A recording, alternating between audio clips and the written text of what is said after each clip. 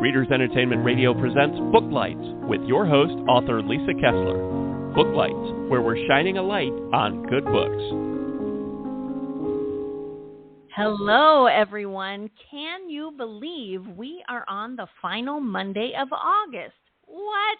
I can't believe summer is almost over. All the kids are going back to school, and you know what that means. It means more time to read, right? So many good books coming out this fall. And today you are in for a big treat because we have on a Celtic witchy fantasy author. Can't wait for you to meet her, Katrina Anglehart. And if you have not read her book yet, you are in for a big treat. And I believe there's a second book coming out soon, so we'll talk about that too. But if you haven't read her books yet, I will read her bio here so you can get to know her. Katrina Anglehart is an award-winning author from Montreal with a multilingual prowess in English, French, Italian, and Spanglish. A dedicated academic, she holds a Bachelor of Arts in Journalism and a graduate certificate in script writing and a Master of Fine Arts in Creative Writing. She is way too smart for me, guys. Inspired by the wizarding world, the land of Narnia, and parallel planes, she penned The Wise One, inviting readers to connect with nature and its ever-present magic. Her exploration of the landscapes and folklores of Ireland and Scotland greatly influenced her debut YA urban fantasy, making the inception of the Scottish Scroll series. That's what we're going to talk about today. I can't wait. Katie Anglehart is a passionate advocate for bunnies, thanks to her late Neanderthal dwarf Magic, the inspiration behind her imprint, The Magic Dwarf Press.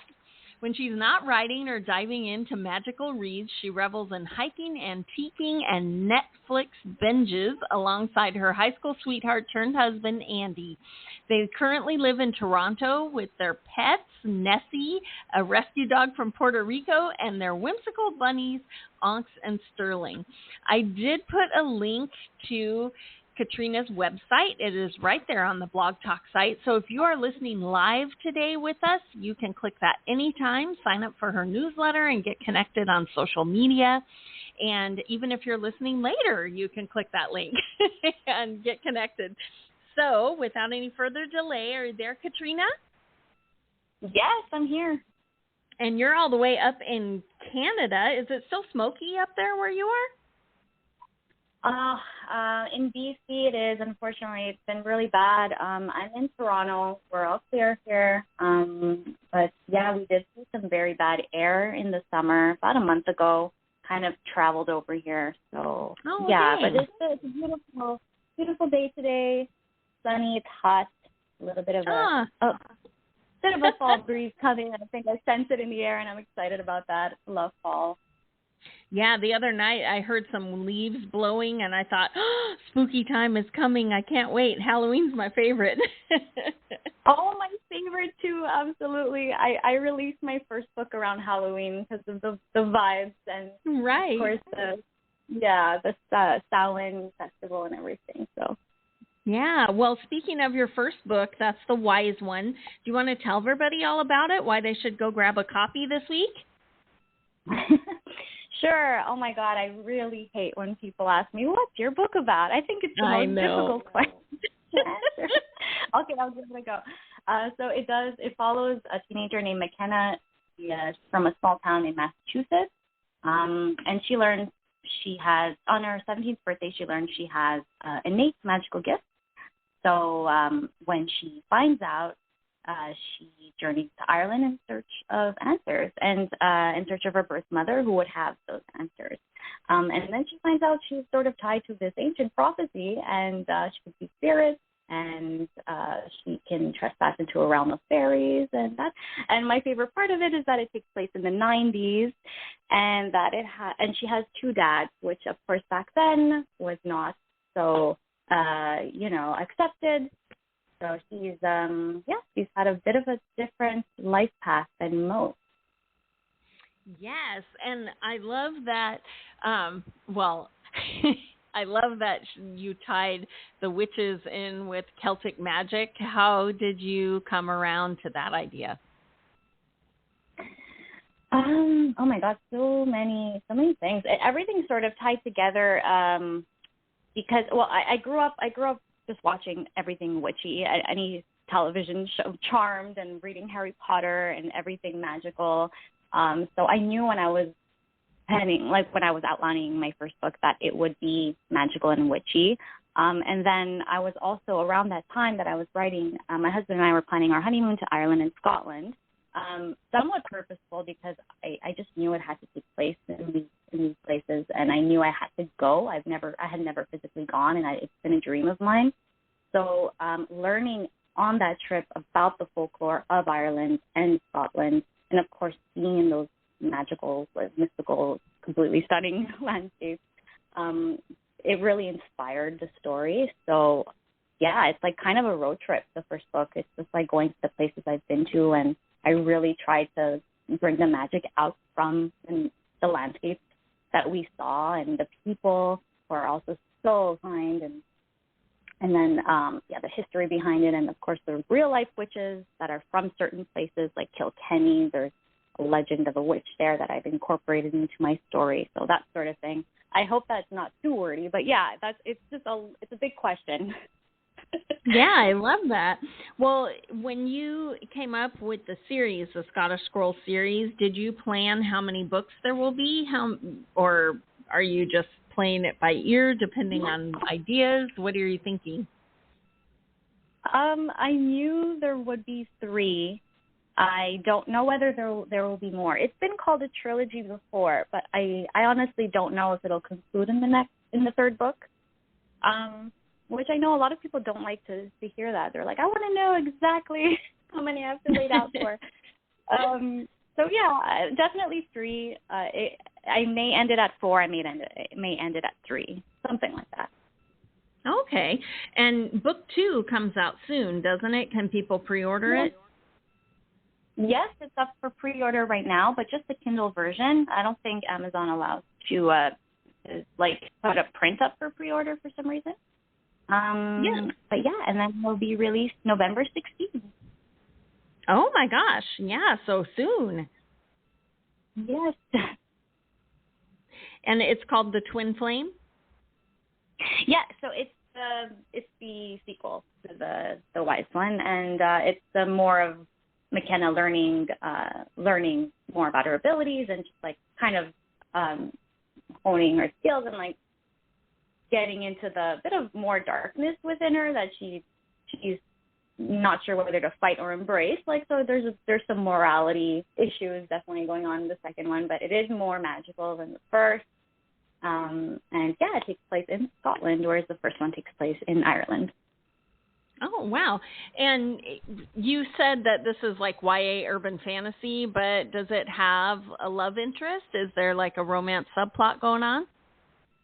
There is a romance subplot. I don't like to lean into it too much, because I know there are such devoted paranormal romance readers out there, and it's just not that. It's not a paranormal romance, but there is an enigmatic, good-looking guy. There you go. He's there. He's around, and he's super cute. And yeah, it's definitely a subplot rather than a main plot. Right. Yeah, but we like to know that there is someone for us to root for. Yeah, or you may not. I don't know. He's a little sketch sometimes. So Okay. No. I like guys who need a little redemption. That works for me. Oh, same. Yeah, and I'm a fan of gray areas too. I like when people form their own opinions, and it's like everyone has a backstory, even villains, and I find that so interesting. Yes, villains are always the hero of their story. They always have a reason. Exactly. Oh, yeah. So I wanted to ask, because when I was looking at your website and things, and you have your degree in journalism, I was just wondering what your writing journey for writing a fiction novel looked like. Were you a journalist and then you got this idea, or did you always want to be a writer? How did you get to the point where you're like, I'm going to publish this book?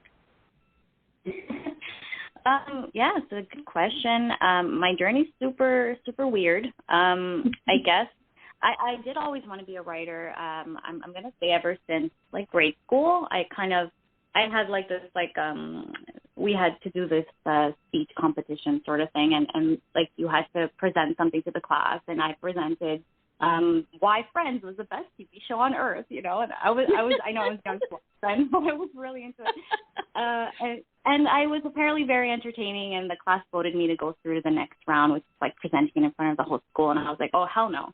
But I realized then that I was like, okay, well, I'm not an actor or performer, but I really enjoyed writing that. And ever since then, I've paid more attention to the fact that I really love telling stories. So since then, and then throughout high school, I think I knew I would be a writer. I was like, I'm eventually going to write for a television show, or I'm eventually going to publish books. But journalism was more of an educational path. Like the program seemed really interesting. It was writing, so that to me was like, okay, well, I'll be writing in school, so let's do it. Not much more than that. I did sort of think about maybe becoming a journalist, but to be honest, I knew it wasn't for me. Maybe within the first year, I was like, okay, this is a fantastic program. I'm learning a lot, but I'm not going to be writing news articles type thing. Oh, okay. Yeah, but I did always want a writing job. So like following that, I got into like marketing positions because like, oh, people hire people who study journalism. So I did a lot of content writing for companies while I was always like exploring my own creative writing path on the side. And then, I guess it was my master's in creative writing that launched this. Like I finally took my time, and I was in the right environment, the right guidance to be able to write and publish a book. So I took that. I sort of seized that as my opportunity. I love that. And the script writing, is that from the dream to write for TV? Do you still have ideas for that? Do you write scripts?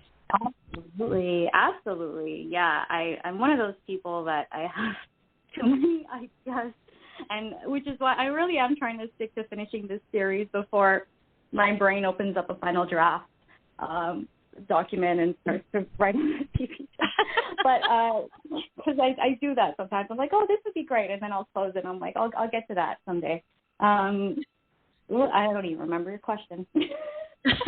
Well, if you were writing scripts too, but it sounds like you're going to finish the series first before you let yourself. Yes, exactly. And I sort of I did that program because I was super interested, and it was such a great program. I had a blast. And I hope to do it one day, or maybe this book will become a show. Who knows? I'm going to keep that. I'm going to send that out to the universe. Yeah, there you go. We'll put out all that energy and see if the Wise One might be the first step into a TV show. That would be cool. I would love that more than anything. So what's next for you? Are you writing, well, Twin Flames probably done, but what are you working on now? I am a terrible editor, as in self-editor, I should say, because I keep going over the draft. Oh. So I am doing that. I am delaying sending it to my proofreader. It's all been edited and everything already. I'm just sort of now picking at it, and then it's going to go off to the proofreader. I'm still a little bit stuck on that, and then just like kind of spreading the word out for this book, and then I will dive into the third, because I'm not really capable of starting the third while this is still on my mind. But the third is outlined, ready to go. I'm just going to focus on this first. Love it. Are there other genres that you dream about writing when this is done, or do you love YA? Are you going to stay there? Yeah. Well, I do love YA. I think it'll always be YA, maybe even a little lower. I'm interested in middle grade. I think there's such mature readers out there that even middle graders love reading YA. So that is still the audience I love the most. But magical realism more, I think, for the next series or the next book, like something that's a little bit more grounded in reality with magical elements. And I'm like kind of thinking about one day writing a nonfiction, just like kind of witchy wisdom type narrative, and things I've learned and things that have helped me in my day-to-day and stuff. So, yeah, Love it. Keeping my options. Yeah, I'm writing my first nonfiction book right now because I had my Kickstarter launched and funded, so I'm making my own tarot deck, and I'm writing the nonfiction book to go with it because I've always taught practical tarot classes where you read intuitively and then you find ways to use tarot in your everyday practical life. And so now that the Kickstarter happened, I'm writing the book and I'm going, oh my gosh, wow, nonfiction is that's pulling whole different muscles. So it's been really fun. Congratulations on funding your tarot deck. That is amazing. Thank you. It's very exciting. Yeah. Oh my God. I hope to one day have my own oracle. I have oracle cards. I never learned to read tarot, so that's amazing already. So how do you find? Do you find there's a huge difference for you, or do you sort of just stick with tarot? Well, I have tarot and oracle cards. I have a gajillion. It's very sad. It's like a sickness. I have so many. But in my defense, I do use them very much.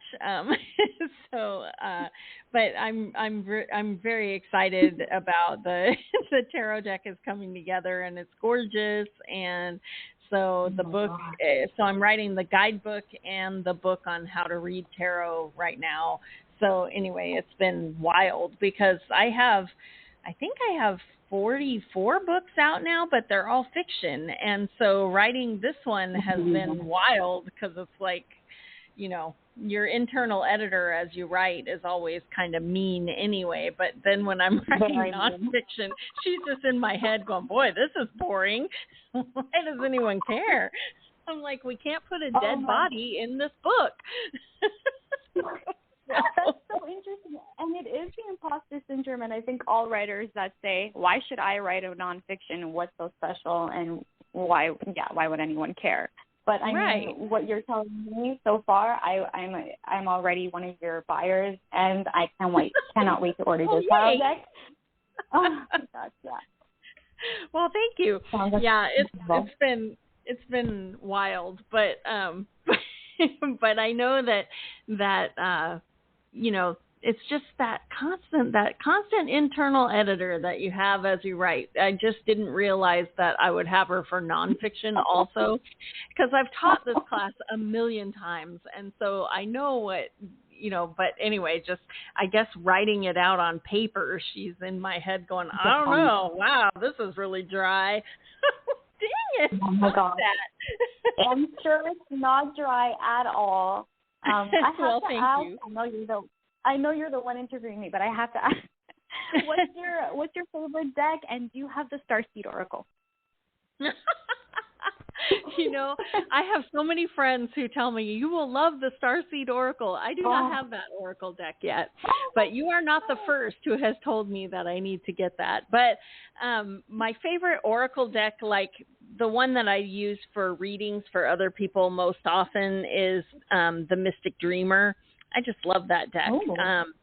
So that's my go-to. I also like the Light Seers Tarot, and I teach Tarot for Writers class, and every time I do that, we all share our different decks because we're looking for the core symbolism and things. And I have gotten so many adorable decks from my students sharing their cards. So anyway, I also have the cute Ghost Tarot, is adorable. And highly recommend it. It's so cute. Yeah. And I love Halloween, so of course I have Jack-o'-lantern Tarot and Halloween Tarot and the Nightmare Before Christmas Tarot. But my go-to that I use the most often is probably the Mystic Dreamer. I also have the Muse Tarot that I use for writing, and I have Pirate Tarot that I used when I was writing my Immortal Pirate books. So lots of tarot decks.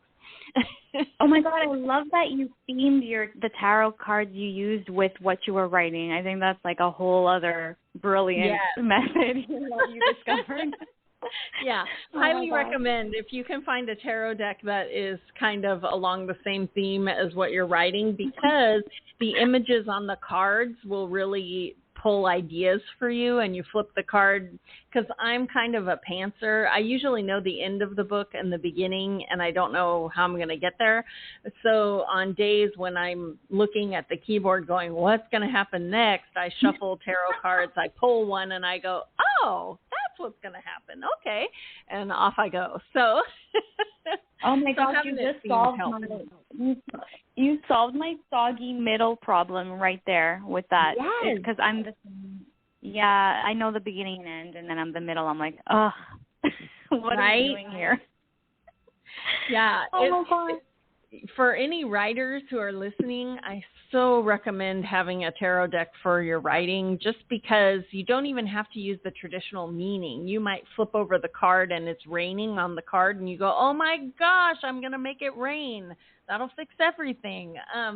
Because tarot is just a tool to tap into your intuition, and too often writers get caught up in what they think the plot needs, what needs to happen, and you end up cutting yourself off from your own writer intuition because you're so busy trying to force your characters to do something. So if you can shuffle your cards and spread them out and have the intention of what happens next, you're going to see whatever you need to see on that card, and then just go with it. Trust it, because that's your intuition right there. So for any writers listening, that's my 2 cents on that. No, I just got goosebumps, like for real, because that's exactly what I try to explain cards do, because, then you have like skeptics or my husband who doesn't believe in anything, which is hilarious because we're very opposite for that. And he'll be like, oh, so what's going to happen in the future? And I'm like, it's not that. It's just tapping into your intuition. You said it beautifully. Yeah. When people say, like, my dad is very cute, because it's always been my side thing that I've always had my tarot reading business, but my dad will go, did you tell any fortunes today? I have to explain to him, I'm not telling people their fortunes. I love that. It's such a great old school. Oh my God. Right? So right? Did you tell any fortunes today? No, I did not. It's such an important message. It's such an important message to tap into or regularly check in with yourself. Like whether that's, you don't have to be into tarot, you can just like take a walk every morning. And that's something I'm trying to it's a big message for my book, like for me, my book as well. Like it's like we forget the human aspects of ourselves easily these days because of like tech and AI and all these things. And I think that's one of the reasons why I took 1991 I am born in 1991, but that's not. Oh, my daughter too. Oh, you sound way too young to have someone whose daughter was born in 1991. Thank you. Well, I was a baby when I had her, but still. That's the story you're going with. Okay. Yes, that's it. Yeah, no, that's it. So just to say, like, it's so important to check back in with yourself. And yeah, like, McKenna will do that, and we'll try to, like, just, she's a bit, like, she'll do things on a whim because that's the gut feeling she has. And, like, even if it means, like, following a bird to Ireland, like, which is, like, a teeny part of the story, it's, like, just because it ends up being synchronistic and more so than anything. So I don't know. I don't know if now we're going on to other things, but yeah. But I love too that when you set a book, you have to deal with tech is a real thing, and you have to deal with what that is. And if you can set it in a time when maybe tech isn't so intrusive, like the 90s, that can really change a lot of the things that are possible in your book, because it's not going to be all over TikTok. It's, in the 90s, I think in the 90s, we still had like dial-up and Nokia phones, right? I mean, Well, yeah, I mean, that's even later 90s, like 1991 was rare. People had, like, business people might have had those big chunky cell phones, and that's about it. Like, it's not a regular thing. And like, one of the things was, so for instance, in the first book, she's like looking up stuff about Ireland, and she's doing it through Encyclopedia Britannicas. It's like, she's not, you know, which makes it kids so are much like, more what? fun. Yeah, sorry, children. It's just fun. I don't know. And I had that as a bit of feedback with my mentor, who was like helping me throughout and guiding and editing this book while I was writing it in my master's. And she said, "Why are you making it take place in 1991? What is the significance?"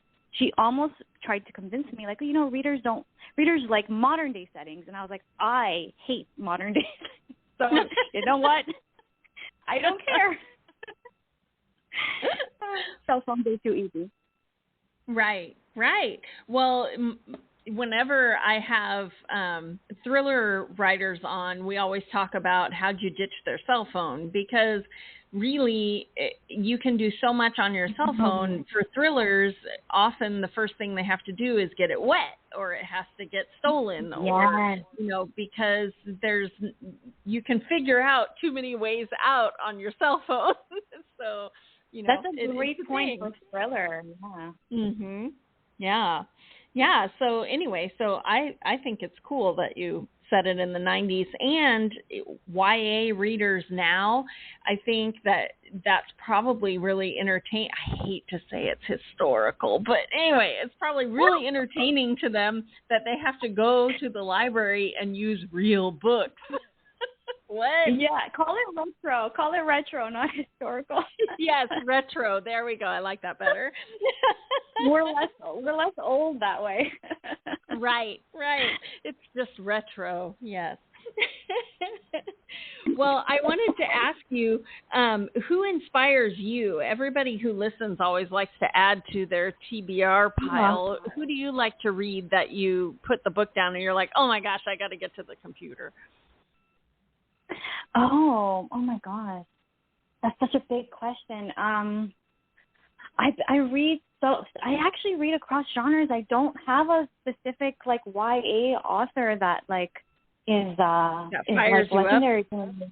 No, I love, and especially when I'm writing this genre, actually I read nonfiction when I'm and I kind of like try to stay inspired while I write rather than read stories that are similar to mine. But yeah, like, I mean, Cassandra Clare is like pretty freaking amazing. Sarah J. Maas, I haven't read much. I'm not a huge reader of hers, but I've read like a couple like a long time ago, and I remember like at the time being like it rocked my world, you know. So I go through phases. This is the thing. Yeah, and I just love jumping around with especially nonfiction. It's weird. Yeah, well, I like to read nonfiction and watch, I call them homework TV, but I like to watch documentaries about what I'm writing about. Like one of my Immortal Pirate books was going to have Atlantis in it. And suddenly I went down a rabbit hole of binge watching every single documentary I could find on Atlantis. It was really interesting. And then I made up my own myth about it, but it was cool. No, that's amazing. And it's hard to, and it's like, I have to add that especially throughout the past few years that I'm writing this, I'm researching folklore. That's mostly what I'm reading and doing, because I really try to weave in as realistic as as accurate research as I can. And yeah. Oh my God. Wait, I cannot let this go, but without saying Deborah Harkness, because she's my favorite. Let's call her my everything. Like she's amazing. I love The Discovery of Witches, and yeah, I guess that would have to be my shining star if we're sticking with this genre. Have you watched the show? Do you like the show too? You know what? It's excellent. I was so surprised. I didn't finish the second season because I had to sign out of I had to log out of Paramount Plus or whatever, and I couldn't get back in. I don't know, but wherever it's in. but the first season was awesome. It was first season plus half of second. It was very well done. I was surprised. I love that. Well, we're quickly running out of time, but I wanted to find out, how can readers get in touch with you when they read The Wise One and they're super excited? I have a link to your website, but are you on social media? How can readers get in touch with you? Yeah, absolutely. At KT_Anglehart on Instagram is probably best, and Facebook. I'm still old school, like Facebook. And you can also email me, KTAnglehart@gmail.com, and sign up to my newsletter, and I'll try to be, sending those out. All right. Well, thanks so much for being here today. It was great meeting you. And everyone, go grab The Wise One. Now is the perfect time, because in November, book 2, The Twin Flame, will be out. So grab your book now and have fun in the 90s. I can't wait to read it. Thank you so much for having me. You're a blast to speak to, Lisa. See you later. Bye. Thanks for joining us on Booklights. Be sure to connect with us at www.readersentertainment.com for articles, blogs, videos, and podcasts that matter to readers.